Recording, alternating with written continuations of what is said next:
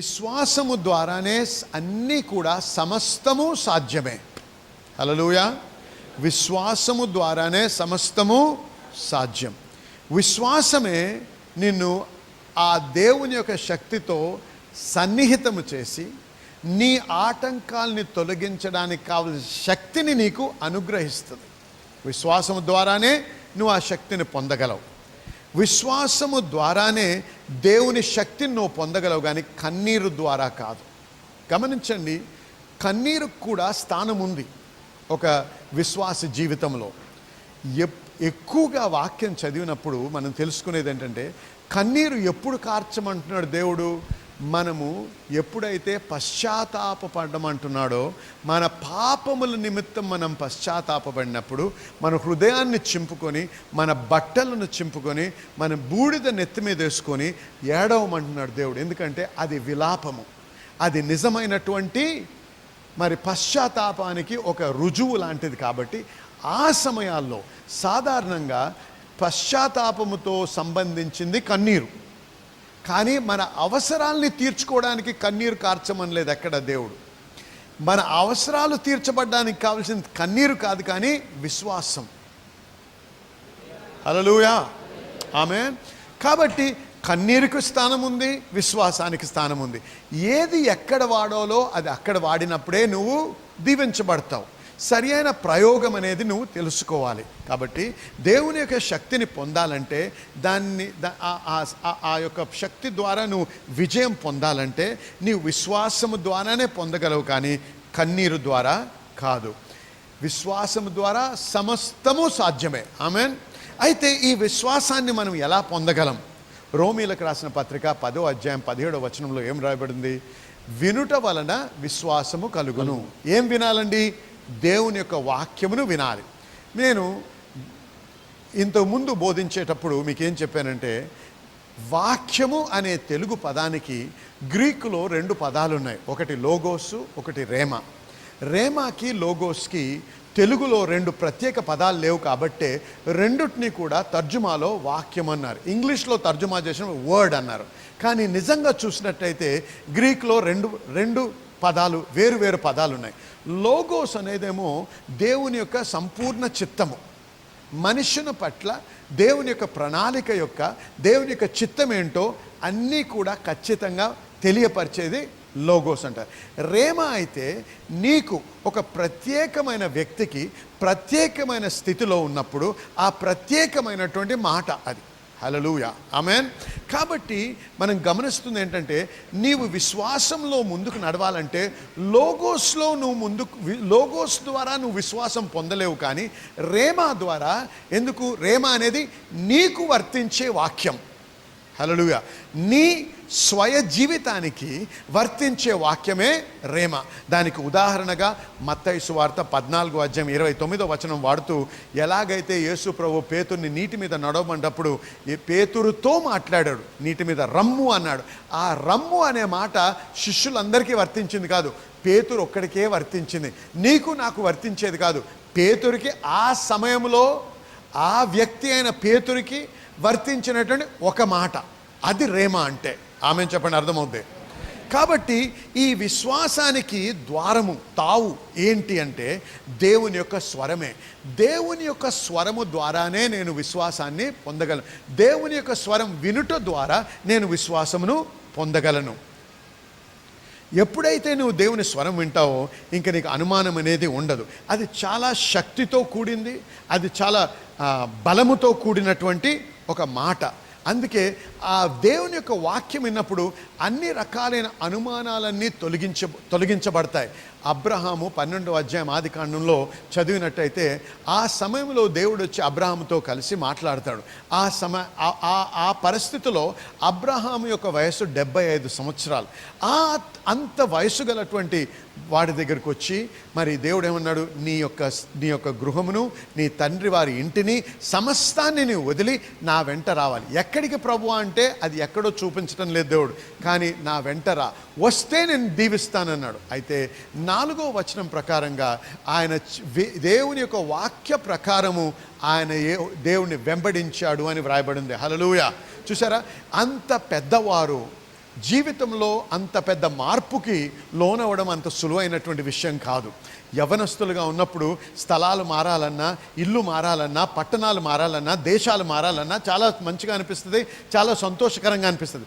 పెద్దవారు అయిపోయిన తర్వాత, గృహముని స్థాపించబడిన తర్వాత, వ్యాపారం స్థాపించబడ్డ తర్వాత, ఇల్లు కట్టుకున్న తర్వాత, అన్నీ నీకు సరిగ్గా జరుగుతున్న సమయంలో దేవుడు వచ్చి అవన్నీ వదిలేసి నడు అంటే చాలా కష్టమైంది. కానీ దేవుని యొక్క స్వరం ఎంత ఖచ్చితంగా విన్నాడు అబ్రహాం అంటే, అన్నీ కూడా వదిలి వెళ్ళడానికి సిద్ధపడి వెళ్ళాడు కూడా. హల్లెలూయా. కాబట్టి ఎటువంటి అనుమానము లేకుండా, ఎటువంటి ప్రశ్న లేకుండా అబ్రహాము దేవుణ్ణి వెంబరించి ఎడారిలో నడవడము మొదలెట్టాడు. హల్లెలూయా. అంతేకాదు 22వ అధ్యాయంలో చదివినట్టయితే దేవుడు మరొకసారి అబ్రహాం దగ్గరికి వచ్చి, అబ్రహామా, నీ కుమారుడైన ఇస్సాకును నాకు బలిగా, దహన బలిగా ఇవ్వమన్నాడు. అయితే మరుసటి రోజు ఉదయమునే లేచి ఆయన ప్రయాణానికి వెళ్ళాడు. దేనికి? తన కుమారుడైన ఇస్సాకుని బలిగా అర్పించడానికి. చూసారా ఎంత ఖచ్చితంగా వింటున్నాడు అబ్రహాము. ఆ విన్నటువంటి స్వరము దేవుడా, దయ్యమా, నేనా అనే అనుమానం లేదు ఆయనకి. అంత ఖచ్చితంగా విన్నాడు. కాబట్టి గమనించండి, నిజమైనటువంటి విశ్వాసానికి మనకు కావాల్సింది ఏంటంటే దేవుని యొక్క స్వరము వినే స్థితి. ఆమేన్. దేవుని యొక్క స్వరము ద్వారానే విశ్వాసము సృష్టించబడుతుంది నీ హృదయంలో. విశ్వాసము ఉత్పత్తిలోకి వస్తుంది నీ జీవితంలో. విశ్వాసము సృష్టించబడుతుంది. హల్లెలూయా. చూసారా, విశ్వాసానికి మూలము దేవుని స్వరము. దేవుని స్వరం వచ్చినప్పుడు ఆ ధైర్యము, ఆ బలము ఖచ్చితంగా మనం పొందగలం. చూడండి, అబ్రహాము ఆయన యొక్క స్వరాన్ని విన్నాడు. అందుకే రోమీలకు రాసిన పత్రిక 10వ అధ్యాయం 17వ వచనం చూస్తే, మీ వినుట వలన విశ్వాసము కలుగును. ఏం వినుట వలన? దేవుని యొక్క వాక్కు. కానీ దేవుని వాక్యం వినడం కాదు, దేవుని స్వరము వినాలి. ఏంటండి? దేవుని స్వరం వినాలి. దేవుని స్వరము విన్న తర్వాత అనుమానం అనేది ఉండకూడదు. దేవుని నుంచి విన్నప్పుడే విశ్వాసము సృష్టించబడుతుంది నీ హృదయంలో. అపోస్తుల కార్యం 22వ అధ్యాయము 6 నుంచి 9 వచనాలు చూసుకుందాం ఒకసారి. అపోస్తుల కార్యము 22వ అధ్యాయము 6 నుంచి 9. ఈ యొక్క వాక్య భాగంలో మనకి తెలిసినటువంటి విషయం ఏంటంటే, సౌలు అనే వ్యక్తి దేవుని యొక్క సంఘాన్ని ధ్వంసము చేయడానికి ప్రయత్నంలో ఉండి అనేక మంది క్రైస్తవుల్ని చెరపట్టి మరి చెరసాల్లో వేస్తూ చాలా హింసిస్తున్నటువంటి వ్యక్తి. ఎవరిని? దేవుని బిడ్డల్ని హింసిస్తున్నటువంటి వ్యక్తి సౌలు. అయితే ఈ సౌలు ఏమి రాయబడిందంటే, దమస్కుకు వెళ్తా ఉన్నాడు. మధ్యాహ్న ప్రాంతాల్లో మరి గొప్ప వెలుగు ఆయన పట్ల వచ్చి ఆయన ప్రయాణం చేయుచున్నటువంటి ఆ గుర్రం మీద నుంచి కింద పడినప్పుడు పెద్ద వెలుతురు వచ్చి ఆయన ఒక స్వరం విన్నాడంట. చదువు నాయన ఒకసారి. నేను ప్రయాణం చేయుచు దమస్కునకు సమీపించినప్పుడు మధ్యాహ్న కాలమందు ఆకాశం నుండి గొప్ప వెలుగు అకస్మాత్తుగా కనబడ్డదా. నేను నేల మీద పడి, సౌలా సౌలా, నీవెందుకు నన్ను హింసించుచున్నావు అని నాతో ఒక స్వరం పలుకుట వింటిని. అందుకు నేను, ప్రభువా నువ్వు ఎవడివని నేను అడిగినప్పుడు ఆయన, నీవు హింసించుచున్న నజరేయుడగు యేసును అని నాతో చెప్పాను. నాతో కూడా ఉన్నవారు ఆ వెలుగును చూసిరి, కానీ నాతో మాట్లాడిన వాని స్వరమును వినలేదు. చూసారా, ఇక్కడ చాలా అద్భుతమైన విషయం జరుగుతూ ఉంది. సౌలుతో పాటు అనేకులు వెళ్తున్నప్పుడు మధ్యాహ్న సమయంలో ఒక గొప్ప వెలుతురు వచ్చింది. వెలుతురు వెనక ఒక స్వరం ఉంది. ఆ స్వరము సౌలుతో మాట్లాడి, సౌలా సౌలా నన్ను ఎందుకు హింసించుచున్నావు అంటే, ప్రభా నువ్వు ఎవరు అని అన్నప్పుడు, నీవు హింసించుచున్నటువంటి యేసు, నజరేయుడైన యేసుని అని దేవుడు మాట్లాడాడు. మాట్లాడిన తర్వాత ఏం రాయబడిందంటే, వారు ఎవరైతే సౌలుతో ఉన్నారో వారు వెలుతురు చూశారు కానీ స్వరము వినలేదు. వింటున్నారు? గమనిస్తున్నారా? వారు వెలుతురు చూశారు కానీ స్వరము వినలేదు. మనకి విశ్వాసం ఎక్కడి నుంచి వస్తుంది? వినుట వలన విశ్వాసం. మాట్లాడిన అందరూ హల్లెలూయా, హల్లెలూయా. దేవుని స్వరము వినుట వలన మనకి విశ్వాసం కలుగుతుంది. చూసారా, మరి ఇంతమంది వెళ్తున్నారు కానీ ఎవరు రక్షించబడ్డారండి? సౌలే రక్షించబడ్డాడు. ఎందుకు? విన్నాడు కాబట్టి. ఏం విన్నాడు? దేవుని స్వరం విన్నాడు కాబట్టి. ఎంత అద్భుతమైనటువంటి విషయం గమనించండి. ఆ విశ్వాసము ఎవరైతే, ఏ వ్యక్తి అయితే మరి సంఘాన్ని ధ్వంసము చేయాలనుకున్నాడో అటువంటి వాడు సంఘాన్ని కాపాడేవాడిగా మారాడు. ఎవరైతే సంఘాన్ని ధ్వంసము చేయాలనుకున్నాడో ఆ వ్యక్తే సంఘానికి దేవుని యొక్క మర్మాలను తెలియపరిచాడు. హల్లెలూయా. ఏ వ్యక్తి అయితే సంఘాన్ని నాశనం చేయాలనుకున్నాడో, సంఘము గురించిన మర్మాలన్నీ దేవుని నుంచి పొంది మూడు వంతుల్లో 2 వంతుల నూతన నిబంధనని రాశాడు. హల్లెలూయా, ఆమేన్. ఎంత మార్పు! ఈ మార్పు అంతా దేనివల్ల అయిందండి? ఒక్క మాట వినుట ద్వారా. దేవుని స్వరం విన్నప్పుడు మనిషి సంపూర్ణంగా మారిపోతాడు. హల్లెలూయా. దేవునితో ఎప్పుడైతే అటువంటి అనుబంధంలోకి వస్తామో, ఆ స్వరము వింటామో, విశ్వాసం మనలో మరి సృష్టించబడుతుంది. గమనించండి, వెలుతురు నిరీక్షణకి సాదృశ్యం, స్వరము విశ్వాసమును కలిగించేది. వీరు వెలుతురు చూశారు కానీ వారు స్వరమును వినలేరు. అనేక మంది సంఘానికి వస్తారు, మరి బోధకుడు బోధించే మాటలు వింటారు కానీ బోధకుడు బోధించే మాటల వెనుక ఉన్నటువంటి దేవుని స్వరమును గ్రహించరు. అందుకే వారున్న గడ్డు స్థితిలోంచి బయటికి రాలేరు. వేల మంది వచ్చి దేవుని వాక్యం వింటారు కానీ కొద్దిమందే నిజంగా దేవుని అనుభవిస్తారు. కొద్దిమందే దేవుని యొక్క ఆశీర్వాదం అనుభవిస్తూ ఉంటారు. కొద్దిమందే దేవుని స్వస్థతను అనుభవిస్తూ ఉంటారు. ఒకడు వచ్చి క్యాన్సర్ నుంచి స్వస్థతను పొందుతాడు, ఒకడు తలనొప్పి నుంచే విడుదల పొందాడు. ఎవరు తప్పండి? బోధకుడుదా? కాదు. బోధకుడు బోధించే మాటల వెనుకున్న దేవుని స్వరం వినుట నీ బాధ్యత, నా బాధ్యత. వింటున్నారా? అర్థమవుతుంది మీకు? హలో. కాబట్టి మీ వైఖరి ఎలాగుండదో చూడండి. చర్చ్కి వచ్చినప్పుడు, సంఘానికి వచ్చినప్పుడు, ఎప్పుడు ముగిస్తాడబ్బా పాస్టర్ గారు అనే ఉద్దేశం ఉంటే మీరు స్వరం వినలేరు. ప్రభువా నాతో మాట్లాడు అనే ఆశతో వచ్చినోడే నింపబడతాడు. ఆ కాంక్షతో వచ్చిన వాడే పొందుతాడు దేవుని దగ్గర నుంచి. ఏమన్నాం మనం? Expectation is the breeding ground for miracles. అంటే ఆ ఆశ, ఆ కాంక్ష అనేది ఏం చేస్తుంది? నీ హృదయ వైఖరిని మార్చి దేవుని పట్ల ఉంచుతుంది. అప్పుడేమవుద్ది? నీ ఆత్మ దేవుని నుంచి వినాలనేటువంటి ఆశ ఏం చేస్తుంది తెలుసా? దేవుని అభిషేకాన్ని ఆకర్షిస్తుంది. మనిషి ఆశ దేవుని అభిషేకాన్ని ఆకర్షిస్తుంది. అందుకే ఆ స్త్రీ వెనక నుంచి వెళ్ళి యేసు ప్రభు చెంగు ముడితే శక్తి పారింది అన్నాడు. యేసయ్యకు తెలుసా ఆమె ఉందని? వెనక లేదు. యేసయ్యతో మాట్లాడింది ఆమె? లేదు. ఎవరైనా వచ్చి ఆమె గురించి ప్రార్థన చేయమని చెప్పారా యేసయ్యకి? లేదు. ఆమె వెనక నుంచి వచ్చి చెంగు ముట్టింది. ఆమె విశ్వాసము, ఆమె కాంక్ష, నేను ఖచ్చితంగా బాగవుతాను అనేటువంటి ఆశ ఆమెను ఏం చేసింది? ఆ యొక్క అనేక జన సమూహంలోంచి త్రోసుకొని ముందుకెళ్ళి ఆయన ముట్టడానికి సహాయపడ్డది. అప్పుడు ఏమైందండి? ఆమె కాంక్ష అభిషేకాన్ని లాగింది. నీ ఆశే దేవుని యొక్క స్వరమును వినిపింపజేస్తుంది.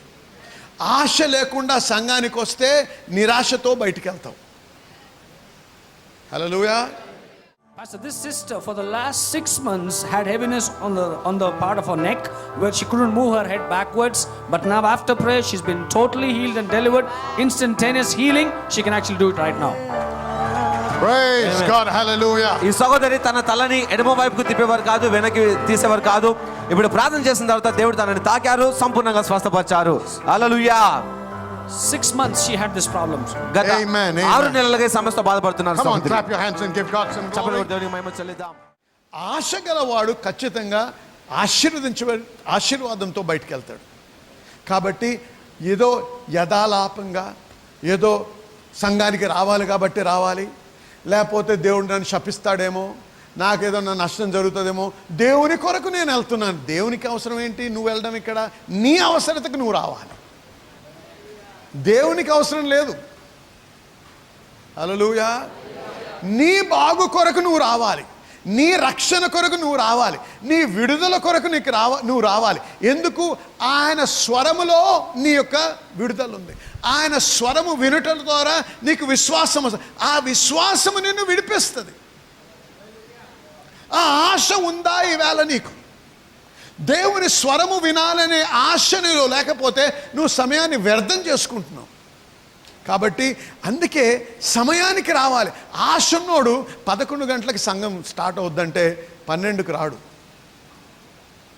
నీ ఆశ ఎంతుందో నీ నోటితో కాదు, నీ కాళ్ళతో చూపించాలి. ఆమేన్.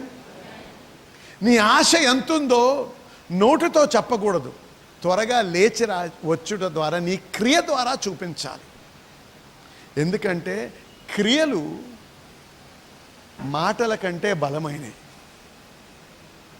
Your actions speak louder than your words. Amen. ఆశ, ఆకాంక్ష, ఆ తృష్ణ ఉన్నప్పుడు అది ఆకర్షిస్తుంది. ఏంటి? దేవుని యొక్క అభిషేకాన్ని, దేవుని యొక్క స్వరమును వినగలిగే స్థలానికి దేవుడు మనల్ని తీసుకొస్తాడు. ఆమేన్. ఆమేన్. అందుకే సౌలు ఆ స్వరం విన్నప్పుడు ఆయన జీవితం మొత్తం మారిపోయింది. మరి వినండి, మీ యొక్క ఆత్మీయ చెవిటితనము స్వస్థత నొందే వరకు నీవు గొప్ప కార్యాలు దేవుని కొరకు చేయలేవు. అంటే దేవుని స్వరము వినకుండా ఏ గొప్ప కార్యం కూడా నువ్వు చేయలేవు. ఎప్పుడైతే నువ్వు దేవుని స్వరం వింటావో అప్పుడు భూమిలో ఉన్న జనము నీ స్వరాన్ని వింటారు. హల్లెలూయా. విశ్వాసం ఎలా వస్తుంది? దేవుని యొక్క స్వరము వినుట ద్వారా. ఆదికాండం 6వ అధ్యాయం చూసినట్టయితే నోవహు గురించి వ్రాయబడి ఉంది. అక్కడ దేవుడు నోవతో మాట్లాడితే ఏమంటాడే, నేను ఈ సృష్టిని బట్టి చింతిస్తున్నాను, విలపిస్తున్నాడు దేవుడు. ఎందుకంటే సంతాపం, అదే విలాపంతో సంతాపం ఉంది నాకు. ఎందుకు? అంత అన్యాయము, అంత చెడు, అంత దిగజారిన స్థితి, ఎక్కడ చూడు చెడే ఉంది. కాబట్టి నోవతో అంటే నేను ఇదంతా కూడా తుడిచివేయడానికి సిద్ధపడుతున్నాను. కానీ నోవా, నిన్ను నీ కుటుంబాన్ని, మరి జంతు అన్నిట్లో కూడా ప్రతి ఒక్క జంతు వర్గంలో రెండు వాటన్నిటిని కాపాడాలి. కాబట్టి నీవు ఒక ఓడని తయారు చేయమని, ఏ రకంగా చేయాలో, దేంతో చేయాలో, ఎంత వెడల్పు ఉండాలో, ఎంత పొడుగు ఉండాలో అన్నీ కూడా తెలియపరిచాడు. అయితే హెబ్రీయులకు రాసిన పత్రిక 11వ అధ్యాయం 7వ వచనం ఒకసారి చదువు.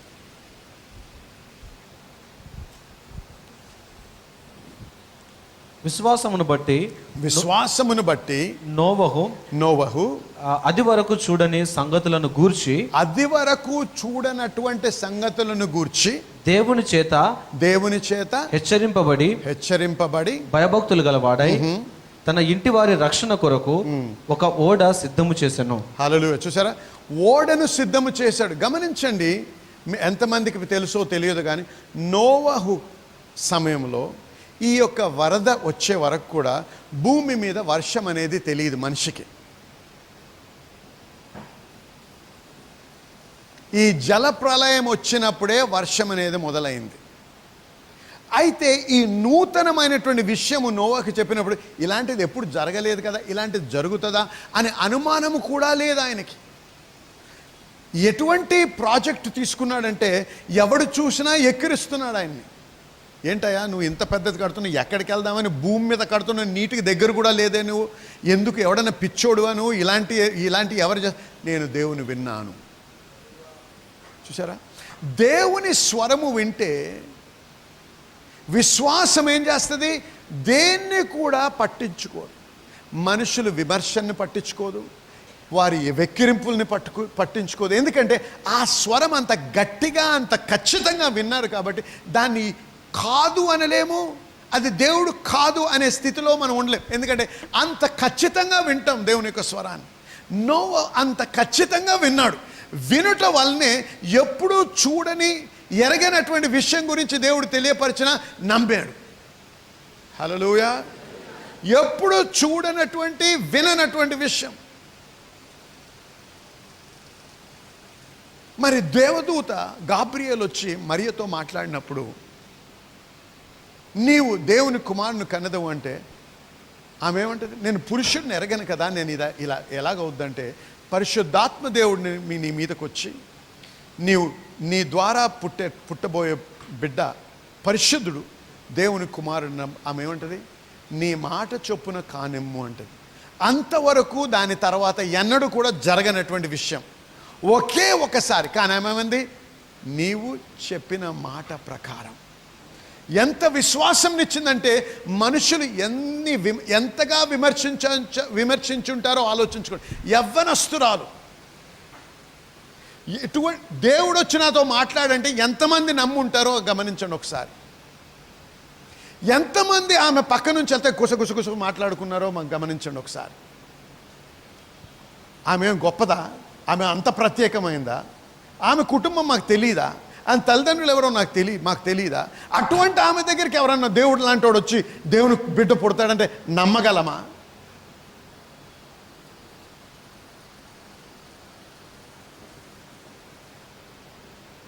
ఆమె పాపములో పడి దాన్ని కప్పుకోవడానికి దేవుడు అంటుంది. ఎన్ని విమర్శలకు ఆమె సూట్ అయిందో, ఎన్ని విమర్శలకి ఆమె ఎక్స్పోజ్ అయిందో గమనించండి ఒకసారి.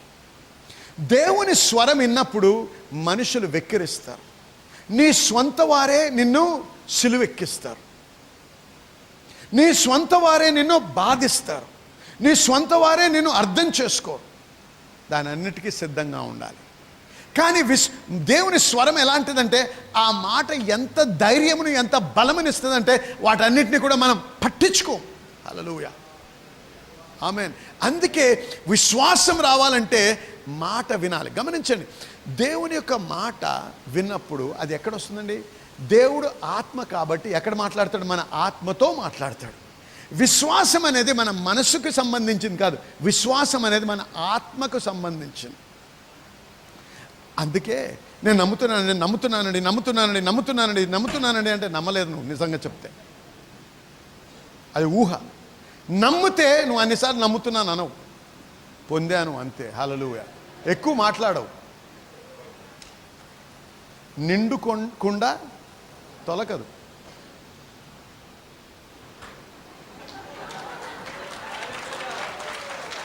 ఆమేన్. ఆ ధైర్యం, నమ్ముతున్నా నువ్వు నిండా లేవు, నీకు విశ్వాసము లేదు. నువ్వు విశ్వాసంలో ఉన్నావని నువ్వు అనుకుంటున్నావు, ఆ అపోహలో బతుకుతున్నావు కాబట్టి నీకు జరగటం లేదు. నీకు కావాల్సింది దేవుని స్వరం. ఆ స్వరమును నువ్వు గ్రహించగలిగితే, వినగలిగితే నువ్వు ఖచ్చితంగా విశ్వాసంలో ముందుకు సాగగలవు. ఆమెను చెప్పండి. చూసారా? మరి నిర్గమాకాండం 3వ అధ్యాయం 10వ వచనం చూసినట్టయితే, కాగా రమ్ము, నిన్ను ఫరో యొద్దకు పంపెదను, ఇశ్రాయేలులైన నా ప్రజలను నీవు ఐగుప్తులో నుండి తోడుకొని పోవలెను. దేవుడు ఏమన్నాడు? రమ్ము. ఎవరిని పిలుస్తున్నారు? మోషేని పిలిచి, రమ్ము, నేను నిన్ను ఫరో యొద్దకు పంపిస్తాను. ఆలోచించారా? దాదాపు 40 సంవత్సరాల క్రితము మోషే తను ఇశ్రాయేలు ప్రజలకి విమోచకుడని అనుకొని విమోచించాలనే ప్రయత్నంలో ఒక ఐగుప్తు సైనికుడిని చంపినప్పుడు తన ప్రాణము కొరకు ఆయన పారిపోయాడు మిద్యోనికి. అవునా? దాక్కుంటున్నాడు. అటువంటి వాడి దగ్గరికి వచ్చి దేవుడు మాట్లాడాడు. మాట విన్నప్పుడు ఏమైందండి? ఒక ధైర్యం వచ్చింది. ఏమన్నాడు దేవుడు? రా, ఎవడి దగ్గర నుంచి అయితే నువ్వు పారిపోయావో వాడి దగ్గరికే నిన్ను పంపిస్తున్నాను. ఇప్పుడు నేను పంపిస్తున్నాను, నీవు నా ప్రజలను విడిపిస్తావు. ఆ విశ్వాసం, ఎక్కడి నుంచైతే పారిపోయాడో, ఎవరి నుంచైతే ప్రాణాన్ని అనుకున్నాడో వాడి యొక్క ప్రాణాన్ని సవాలు చేయడానికే ఇప్పుడు వెళ్తున్నాడు. అంత ధైర్యం కావాలంటే ఏం కావాలండి? విశ్వాసం. ఆ విశ్వాసం ఎలా వస్తుంది? ఏం వినాలండి? దేవుని స్వరము. వాక్యం కాదు, వాక్యము వినుట ద్వారా వస్తుంది దేవుని స్వరం. కానీ వాక్యము వెనక ఉన్నటువంటి దేవుని స్వరమును వినాలి. హల్లెలూయా. మీలో అనేక మంది మాకు ఉత్తరాలు రాస్తున్నారు, మరి ఫోన్ కాల్స్ కూడా చేసి చెప్తున్న విషయం ఏంటంటే మీరు ఎంతో ఆశీర్వదించబడుతున్నారని. ఇది మాకు ఎంతో సంతోషాన్ని కలిగిస్తుంది, మాకు ఎంతో ప్రోత్సాహాన్ని కలిగిస్తుంది. దయచేసి అలాగే మీరు వ్రాస్తూ తెలియపరుస్తూ ఉండండి. మరి మీకు ఇది ఆశీర్వాదకరంగా ఉంటే మరి మీరు మాతో పాటు భాగస్వాములై ఇంకా అనేక మందికి ఈ వాక్యం ప్రకటించడానికి సహాయపడమని మిమ్మల్ని ప్రోత్సహిస్తున్నాం కూడా. ఎందుకంటే వాక్యములో ఖచ్చితంగా ఒక ఆశీర్వాదం గురించి వ్రాయబడింది. ఎప్పుడైతే మనం దేవుని యొక్క రాజ్యంలో విత్తనం విత్తుతామో ఆ విత్తనానికి 100 ఫలం దేవుడు మనకు అనుగ్రహిస్తారని. ఎప్పుడైతే మన రాజ్య విస్తరణ కొరకు మనం పనిచేస్తామో, దేవుని యొక్క రాజ్యం విస్తరించాలని చెప్పి మనం విత్తనం నాటుతామో, ఆ విత్తనాన్ని బట్టి దేవుడు మనల్ని ఎంతగానో అన్ని విషయాల్లో, మన కుటుంబ జీవితంలో, మన ఆర్థిక విషయాల్లో, అన్ని విషయాల్లో కూడా దేవుడు మనల్ని దీవిస్తాడు. కాబట్టి ఈ యొక్క ప్రసారము మిమ్మల్ని ఆశీర్వదించుతున్నట్టయితే, ఈ వాక్యములో మీరు బలపడుతున్నట్టయితే, మీ వలె అనేకులు ఆశీర్వదించబడాలని మీకు ఆశ ఉండి మరి దేవుని యొక్క రాజ్యంని బాగా కట్టాలని మిమ్మల్ని మనవి చేస్తుంది ఏంటంటే, మాతో పాటు మీరు భాగస్వాములో ఉండి మనము కలిసి దేవుని రాజ్యం బహుబలముగా కడుతూ విస్తరించడానికి మనము ప్రయాసపడదాం. దేవుడు మిమ్మల్ని దీవించునుగాక.